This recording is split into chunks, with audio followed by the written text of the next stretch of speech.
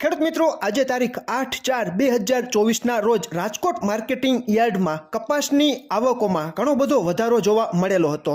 Rajkot marketing યાર્ડમાં કપાસના ભાવની આપણે વાત કરીએ તો 1320થી 1599ની આસપાસ રાજકોટ માર્કેટિંગ યાર્ડમાં કપાસના ભાવ જોવા મળેલા હતા। આજે રાજકોટ માર્કેટિંગ યાર્ડમાં કપાસની આવક 7400 ક્વિન્ટલ આપણે મણમાં ગણતરી કરીએ તો 37000 મણ કપાસ રાજકોટ માર્કેટિંગ યાર્ડમાં આજે આવ્યો હતો। ટૂંકમાં કહેવાય ને કે રાજકોટ માર્કેટિંગ યાર્ડ છેલ્લા ઘણા દિવસોથી કપાસની આવકોથી ઉભરી રહ્યું છે। ગુજરાતના મોટાભાગના વિસ્તારોમાં ખેડૂત મિત્રોની વેચવાલી કપાસમાં દિવસે ને દિવસે વધી રહી છે।